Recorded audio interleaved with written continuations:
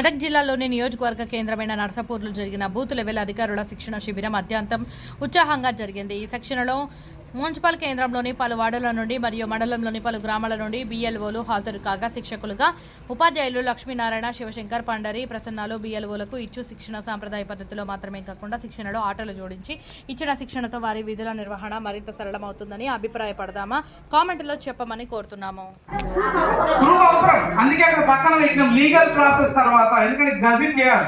Gazette చేస్తేనే మన పేరు మార్పు చేస్తాం. నేను నా పేరు ఇక్కడ లక్ష్మణ్ పిలుస్తున్నాను, ఇంటికాడ రామయ్య అంటున్నా, రామయ్య మార్చడం కుదరదు కదా.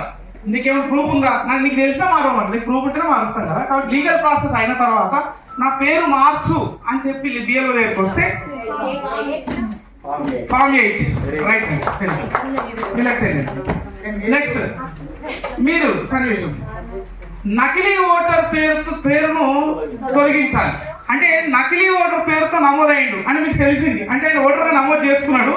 కానీ నమోదైన తర్వాత మీరు పోయిన దగ్గరికి పోయి ఈ సందర్భం చూసినట్లయితే ఆయన అక్కడ నివాసం ఉంటున్నాడు అనుకుని ఉందాం. పోయిన తర్వాత అడుగుతున్నాడు మీకు తెలిసింది అంటే నకిలీ ఓటర్గా నమోదైండు. మరి ఇప్పుడు ఏం చేయాలి?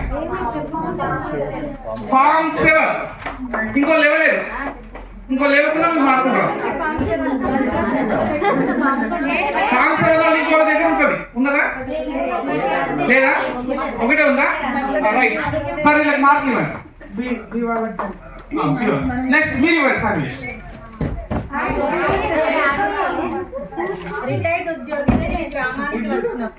ఒక ఉద్యోగి వేరే ప్రదేశంలో ఉన్నాడు, అక్కడనే ఓటు నమోదు చేసుకుంటూ అక్కడే నడుస్తుంది. కానీ రిటైర్డ్ అయ్యిండు, ఆయన సొంత గ్రామానికి వచ్చి ఓటు వేసుకుందాం అనుకున్నాడు, నివాసం ఉంటున్నాడు. రిటైర్డ్ చేయి తిరిగి గ్రామానికి వచ్చినప్పుడు ఫామ్ 8 ఇస్ రైట్. ఎక్కువ మనకు కూడా వచ్చేది ఫామ్ 8 వస్తుంది, అందుకే ఫామ్ 8 క్వశ్చన్స్ ఎక్కువ ఉంటాయి. తండ్రి పేరు సవరణ. అలా ఫామ్స్ చూపించండి, అలా ఏదో సెలెక్ట్ చేసుకో. 2 ఉంటే కూడా 2 తీసుకోవాలి. చెప్తుంది మీరు. ఓకే, ఫామ్ 8 సెలెక్ట్ తీసుకుంటు సార్. కాబట్టి ఫామ్ 8 ఇస్ రైట్ ఆన్సర్. ఎందుకంటే తండ్రి పేరు సవరించాలి కదా, మళ్ళీ తీసుకోండి. ఓకే, నువ్వు వెళ్ళిపో. 10 మార్క్స్.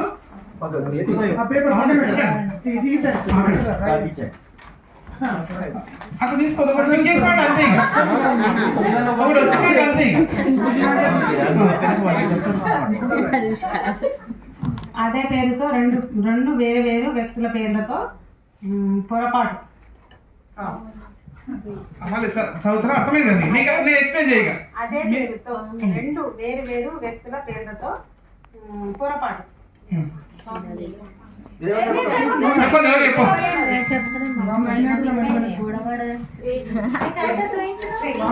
లేదు, మీరు చెప్తే మైనస్ చేస్తా. మీరు ఏం చెప్పినా మైనస్ చేస్తా. ఇంకా పోటీ ఉండదు. టైం అయిపోతుందమ్మా. 5 లెక్క అవుట్ చేసే వారికి అంతే. Wrong answer. ఎందుకంటే ఫామ్ 8 తీసుకోవాలి, అదే పేరుతో 2 వేరు వేరు వ్యక్తుల పేర్లు. కాబట్టి ఫామ్ 8 తీసుకోవాలి. 7 అంటే డిలీట్ చేయడం.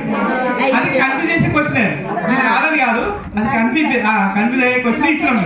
ఓకే, ఏం కాదు పర్వాలేదు. అది ఫామ్ ఇవ్వండి. ఏం లేదు, మీకు తెలిసినట్టు కొంచెం కన్ఫ్యూజ్ అవుతుంది. క్వశ్చన్ అట్లే ఇచ్చినాం లేదు. మీరు ఎవరు చెప్పదు. నకిలీ ఓటర్ అది చెప్పండి కదా. ఏది ఫామ్ 8 ఎందుకు తీసుకుని ఫామ్ 7? నకిలీ ఓటర్ కదా. Okay, right. Very good. Perfect కావడం కోసం మీరు పర్ఫెక్టే, దాన్ని ఆర్డర్ కూడా చూద్దామన్నారు.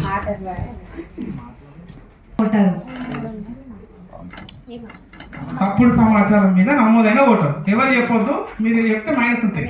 వచ్చిన వాళ్ళకి -10 అయితే అవును అడగద్దు. ఆలోచించి అది ముట్టినట్టు అయిపోతుంది. ఫస్ట్ మంచి ఆలోచన తీసుకోండి. టైం అయిపోతుంది.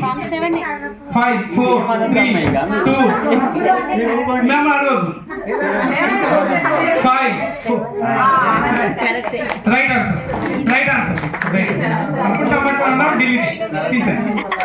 నెక్స్ట్ పేరు ఓకే, ఫామ్ 7 సెలెక్ట్ చేసుకుంది. Very good, right answer. Next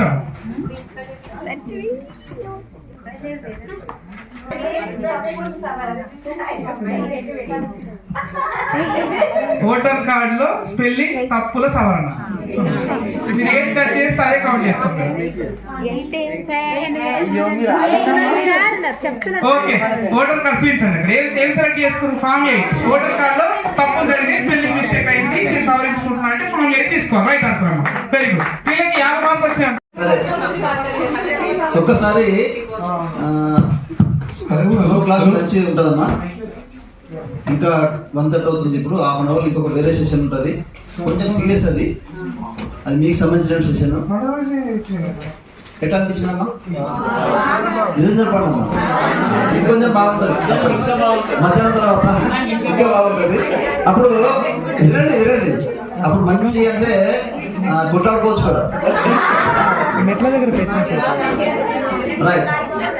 అదే ఒక డ్రామాలో ఒక సినిమా పేరు ఉందమ్మా, ఒకటి తెలుసా? ఓకేనా? సినిమా పేరు కొట్లాడే సినిమా, అత్త కొడలు.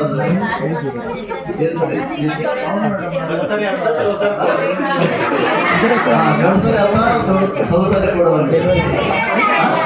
రైట్.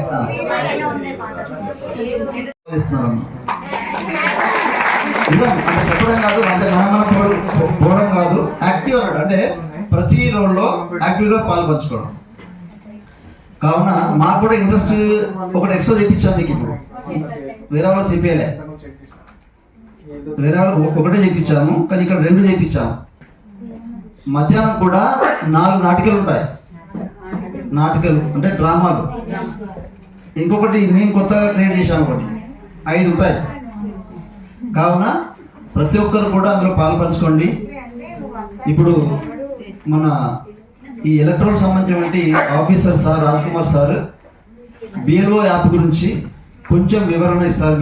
మీకు తెలుసు ఆల్రెడీ, అయినా సరే మరి ఒకసారి వారు మీకు ఒక ½ అవర్ సెషన్ ఇది తీసుకోవాల్సిందిగా కోరుకుంటున్నాను. మరి రాజ్కుమార్ సార్ బిఎల్ఓ యాప్ గురించి కొంచెం సవివరంగా తెలియజేస్తారని కోరుతున్నాను. మీ దగ్గర అందరి దగ్గర ఫోన్స్ ఉన్నాయి కదమ్మా? రైట్.